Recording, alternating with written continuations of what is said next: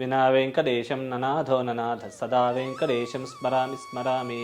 హరే వెంకటేశ ప్రసీద ప్రసీద ప్రియం వెంకటేశ ప్రేచ్ఛ ప్రేచ్ఛ. అహం దూరతస్తే పదాంభోజయుగ్మ ప్రణామే చ యాగత్య సేవాం కరోమి. సకృత్సేవయా నిత్య సేవా ఫలం త్వం ప్రేచ్ఛ ప్రేచ్ఛ ప్రభో వెంకటేశ. పూర్ణదేవి ప్రేక్షకులందరికీ కూడా క్రోధినామ సంవత్సర ఉగాది శుభాకాంక్షలు. అందరికీ కూడా ఈ సంవత్సరం అందరూ కూడా బాగా కలిసి వచ్చి అందరూ కూడా సుఖ సంతోషాలతో వర్ధించాలని ఆశిస్తూ, తర్వాత రాశి వచ్చి మీనరాశి అండి. ఈ యొక్క మీనరాశి వాళ్ళు వచ్చేసి పూర్వాభాద్ర 4వ పాదం, అలాగే ఉత్తరాభాద్ర 1, 2, 3, 4 పాదాలు, అలాగే రేవతి 4 పాదాలు, ఇవన్నీ కలిపి ఈ 9 పాదాలు కలిపి ఈ యొక్క మీనరాశిలోకి వస్తాయండి. వీళ్ళకి ఆదాయం వచ్చేసి మీకు ఆదాయం 11, వ్యయం 5, రాజపూజ్యం 2, అలాగే అవమానం వచ్చి 4 అండి.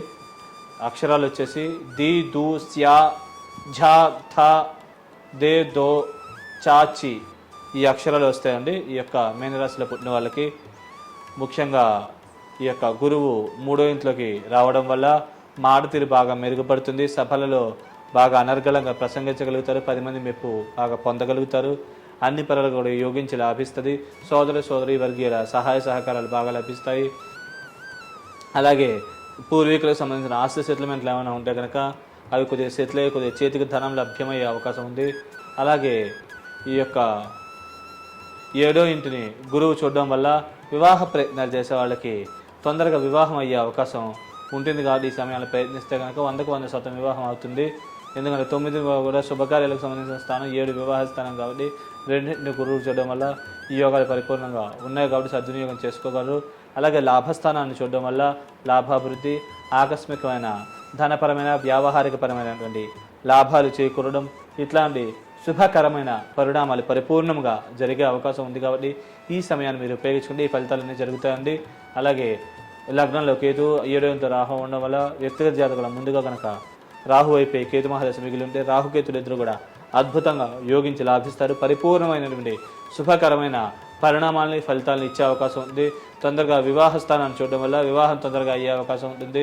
భార్యాభర్తల మధ్య అన్యోన్యత, ప్రేమరాగాలు బాగా పెరుగుతాయి. పబ్లిక్ రిలేషన్స్ బాగా ఇంప్రూవ్ అవుతాయి.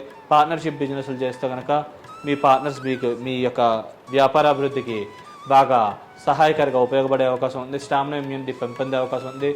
మరియు తీసుకునే నిర్ణయాలు సరైనవి అయ్యే అవకాశాలు బాగా ఉంటాయి. కాబట్టి ఈ సమయాన్ని ఉపయోగించుకుంటే కనుక మంచి బెనిఫిట్ పొందే అవకాశం ఉంది. అందుకే శారీరకంగా కూడా మనం దానికి సంబంధించిన కష్టం ఎక్కువ చేస్తే కనుక ఈ ఫలితాలు పొందగలుగుతారు. అలాగే దైవబలం కూడా పెంపొందించుకుంటే కనుక 100కు 100% ఈ ఫలితాలు జరిగే అవకాశం పరిపూర్ణంగా ఉంది. అలాగే ఈ యొక్క లగ్నానికి వ్యయస్థానంలో శని సంచరించడం వల్ల అనవసరమైన ఖర్చులు అధికంగా ఉంటాయి. శత్రురోగ రుణాది పీడలు కలుగుతాయి. వీసా, పాస్పోర్ట్ మంజూరవడాల విషయాల్లో స్వల్పమైన జాప్యం, కుటుంబ సభ్యుల మధ్య అప్పుడప్పుడు చిన్న చిన్న విభేదాలు, మనస్పర్ధలు ఇట్లాంటివి శని కుటుంబ స్థానాన్ని చూడడం వల్ల వచ్చే అవకాశాలు ఉన్నాయి. అలాగే 9ని చూడడం వల్ల కొద్దిగా శని దశలు అంతర్దశలు నడిచినట్లయితే చేద్దాకా వచ్చి కొన్ని అవకాశాలు మిస్ అవ్వడం, ఇట్లాంటి అశుభకరమైన పరిణామాలు కొద్దిగా జరిగే అవకాశం ఉంది. కాబట్టి ఈ విషయాల్లో అప్రమత్తంగా జాగ్రత్తగా వ్యవహరించినట్లయితే ఈ దోష ప్రభావం నుంచి బయటపడి మీరు తొందరగా కూడా మీరు అన్ని పరాలుగా అభివృద్ధి చెందగలుగుతారు.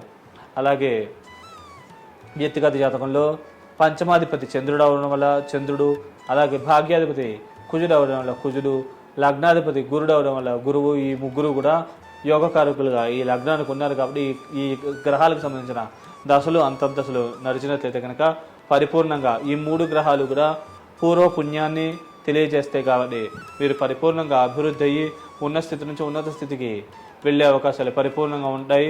అలాగే కేతుదశ అంతర్దశలు నడిచినా కానీ ఈ ప్రభావాలు ఎక్కువగా ఉండి పరిపూర్ణమైన శుభకరమైన ఫలితాలను మీరు పొందగలిగే అవకాశం ఉంది. కాబట్టి మీరు ఈ సమయాన్ని ఉపయోగించుకుని అన్ని పరాలుగా ఈ బెనిఫిట్స్ పొందగలుగుతారు.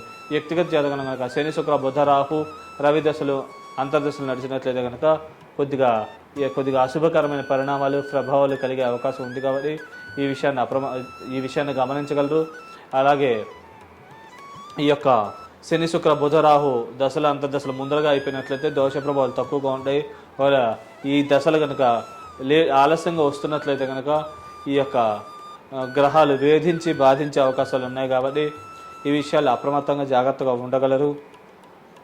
అలాగే ఈ దోష ప్రభావం నుంచి మీరు బయటపడాలనుకుంటే కనుక విశేషముగా మీరు లక్ష్మీదేవిని ఆంజనేయ స్వామిని బాగా పూజించడము, అర్చించడము, అలాగే ఆంజనేయ స్వామికి సింధూర విలేపనం, ఆకు పూజ ఇట్లాంటివి చేయించడం ఇట్లాంటివి మంచిది.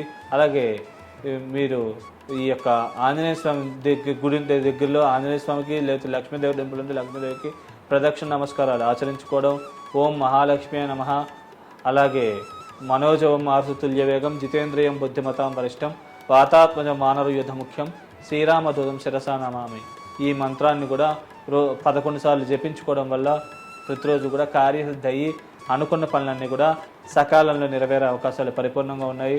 అలాగే మీరు చేయవలసిన దానం వచ్చేసి ఈ యొక్క బొబ్బర్లు శుక్రవారం బొబ్బర్లు కొద్దిగా దానంగా ఇవ్వడం వల్ల కొద్దిగా మంచి జరిగే అవకాశం ఉంది.